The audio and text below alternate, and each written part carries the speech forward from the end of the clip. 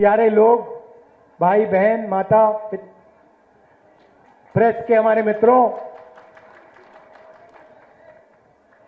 इनमें थोड़ा सा बदलाव तो आया है प्रेस वालों में।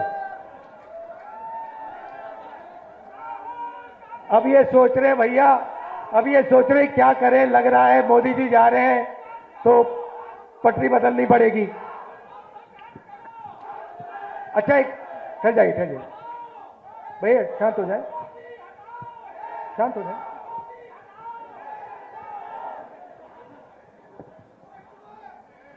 बड़ा जोश है तो सबसे पहले यहां आप गर्मी में आए, मेरी बात सुनने आए, इसके लिए दिल से आप सबको धन्यवाद करता हूं। और मुझे काफी चेहरे पहचान में आ रहे हैं, तो आप सबका बहुत बहुत नमस्कार।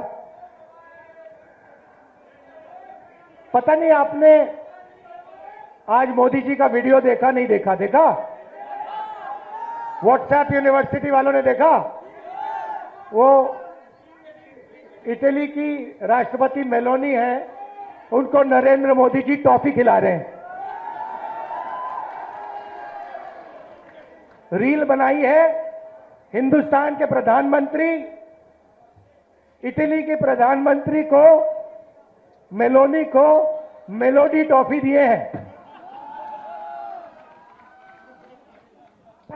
हेलो, हेलो,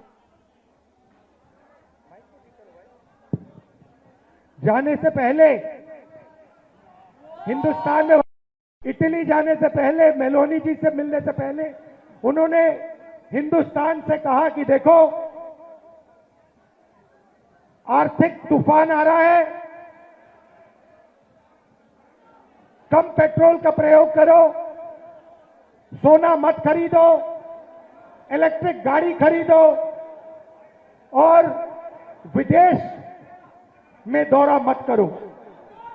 और फिर उसी के एक दिन बाद 3-4 हजार करोड़ रुपए के हवाई जहाज में नरेंद्र मोदी घुसे, इटली की ओर गए, जेब में टॉफी ले गए और वहां की प्राइम मिनिस्टर को उन्होंने मेलोडी टॉफी खिलाई। अब देखिए ये क्या देश की जनता के साथ क्या खिलवाड़ हो रहा है। मतलब देश में पेट्रोल की कमी, गैस की कमी, बिजनेस बंद हो रहे हैं, फैक्ट्रियां बंद हो रही हैं, महंगाई बढ़ती जा रही है, किसानों को खाद नहीं मिलेगी, पूरा का पूरा इंडस्ट्रियल सिस्टम हिलेगा। समय आने वाला है, ईरान ने, अमेरिका और ईरान की लड़ाई हुई, उसने हॉर्मुज को बंद कर दिया, 20% तेल मार्केट से हट गया और नरेंद्र मोदी एकदम मेलोनी जी के पास जाते हैं, उनको टॉफी खिलाते हैं और ऐसे रील बनाते हैं। अब देखना, नोटबंदी के बाद नरेंद्र मोदी ने रोते हुए कहा था, मुझे फांसी पे चढ़वा देना अगर काला धन खत्म नहीं हुआ। याद है आपको? रोते हुए कहा था। कोविड के समय लॉकडाउन कर दिया, मजदूरों को मरवा दिया, किसानों को खत्म कर दिया, हाथ जोड़ के रोते हुए कहा, मुझे फांसी पे चढ़ा दो, मुझे फांसी पे चढ़ा दो। फिर से हाथ जोड़ने का टाइम आ रहा है, फिर से रोने का टाइम आ रहा है, फिर से हाथ जोड़ने का टाइम आ रहा है। मगर आप एक बात याद रखिए, नोटबंदी हिंदुस्तान के किसानों पर, मजदूरों पर, छोटे व्यापारों पर आक्रमण था। नोटबंदी का लक्ष्य आपका पैसा, आपके जेब का पैसा, आपके मेहनत का पैसा अदानी और अंबानी के हवाले करने का था। वही लक्ष्य लॉकडाउन का था। जब हमारे मजदूर हजारों किलोमीटर भूखे प्यासे वापस चल रहे थे, उसी समय नरेंद्र मोदी लाखों करोड़ रुपए का कर्जा माफ अदानी अंबानी का कर रहा था। अब देखिए इन्होंने क्या किया है। पब्लिक सेक्टर को खत्म कर दिया, सारी की सारी छोटी कंपनियों को नोटबंदी, गलत जीएसटी से मार दिया, किसानों को कमजोर कर दिया, बेरोजगारी पूरे देश में फैला दी। और अब आर्थिक तूफान आ रहा है, और ऐसा तूफान आ रहा है जो हिंदुस्तान ने पहले नहीं देखा है। क्यों? क्योंकि हमारा तेल हॉर्मुज से आता है। हमारा तेल हॉर्मुज से आता है और हॉर्मुज को बंद कर दिया गया है।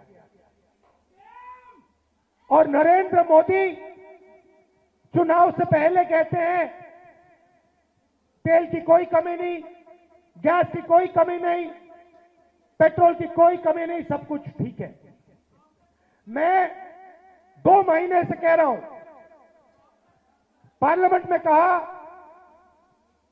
भाषणों में कहा, 2 महीने से कहा कि देखिए आर्थिक तूफान आ रहा है, किसान को, मजदूर को, युवाओं को, माताएं बहनों को जबरदस्त चोट लगने जा रही है। बीजेपी वाले मेरा मजाक उड़ाते हैं। नरेंद्र मोदी ने जो करना था पिछले 3 महीने में, जो आपकी प्रोटेक्शन करनी थी, जो दीवार, आर्थिक दीवार खड़ी करनी थी आपके लिए, वो उन्होंने नहीं की।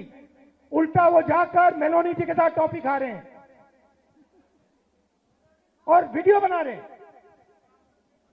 वीडियो बना रहे हैं जैसे मजाक चल रहा है। वापस आएंगे, आप देखना क्या होता है। वापस आएंगे, आर्थिक तूफान आएगा, गरीब लोगों को चोट लगेगी, किसानों को खाद नहीं मिलेगी, पेट्रोल डीजल के दाम आसमान तक पहुंच जाएंगे, महंगाई बढ़ेगी। उसके बाद नरेंद्र मोदी हाथ जोड़ेंगे, कहेंगे भाइयों और बहनों मुझे फांसी पर चढ़वा दो। रोएंगे, कहेंगे मेरी गलती नहीं है,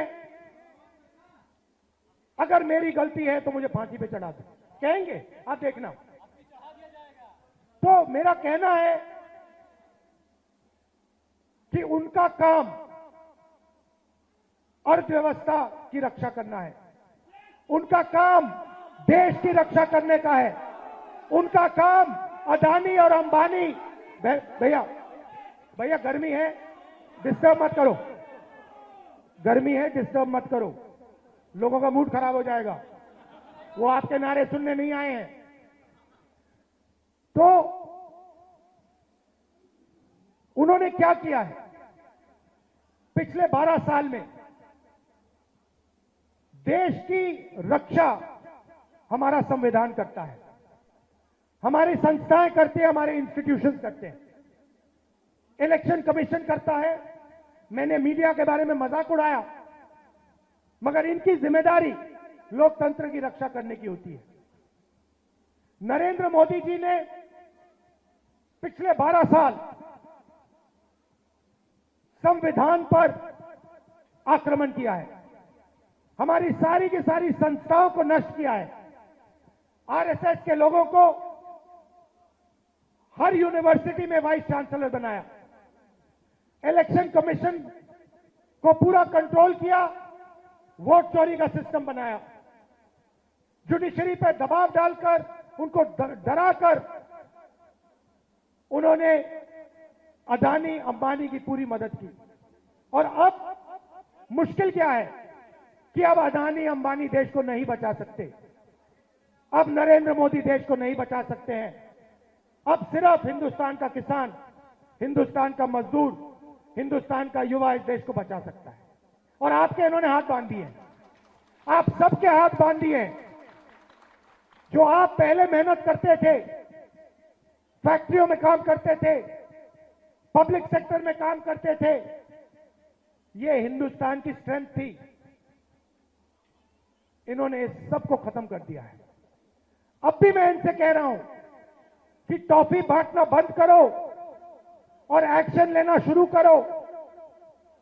किसानों को खाद नहीं मिलने वाला है, खाद की सप्लाई की तैयारी करो। आपका दोस्त अंबानी हिंदुस्तान का तेल आज भी बाहर एक्सपोर्ट कर रहा है। आज भी करोड़ों रुपए का तेल हिंदुस्तान के बाहर जा रहा है। ये तेल हिंदुस्तान को चाहिए, ये तेल हमारे लोगों को चाहिए। वो तेल आप हिंदुस्तान की जनता को दिलवाइए। ये प्रिकॉशंस आपको लेने हैं, ये काम आपको करना है, मगर आप पता नहीं कौन सी दुनिया में हो। अच्छा, एक और बात, मैंने पिछली मीटिंग में कहा कि नरेंद्र मोदी और अमित शाह संविधान पर आक्रमण कर रहे हैं। यह सही बात है, गलत बात है? वोट चोरी संविधान पर आक्रमण है। अदानी अंबानी को देश का पूरा धन देना संविधान पर आक्रमण है। हिंदुस्तान की सारी यूनिवर्सिटीज के ऊपर वाइस चांसलर आरएसएस के वाले बैठाना आक्रमण है नहीं है? इलेक्शन कमीशन, जुडिशरी, हमारी संस्थाओं को नष्ट करना संविधान पर आक्रमण है। संविधान हिंदुस्तान है, संविधान हिंदुस्तान की आवाज है। तो जो संविधान पर आक्रमण करता है, जो संविधान को नष्ट करता है, उसको आप क्या कहोगे? उसको क्या कहोगे? गद्दार कहोगे। इसीलिए मैंने खुल के कहा है कि नरेंद्र मोदी, अमित शाह संविधान पर आक्रमण कर रहे हैं। उन्होंने देश का धन अदानी अंबानी को बांटा, उन्होंने देश की संस्थाओं को खत्म किया, उन्होंने वोट चोरी करवाई, इलेक्शन कमीशन को दबाया, जुडिशरी पर दबाव डाला।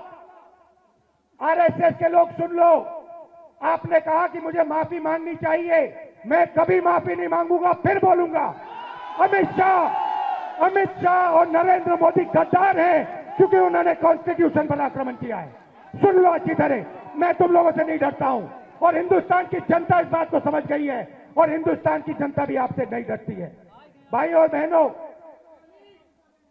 ये आपके एमपी साहब बैठे हुए हैं, इन्होंने बहुत इमोशनल भाषण दिया, अच्छा भाषण दिया। मैं भी आपसे कहना चाहता हूं, ये मेरी भी कर्म भूमि है, अमेठी मेरी कर्म भूमि है और आपने मेरे परिवार को, मेरे पिता को, मेरी माताजी को, मेरी बहन को और मुझे प्यार दिया है और इज्जत दी है और ये मैं कभी जिंदगी में भूलने वाला नहीं हूं। हमारा पारिवारिक रिश्ता है, पारिवारिक रिश्ता है, प्यार का, मोहब्बत का रिश्ता है।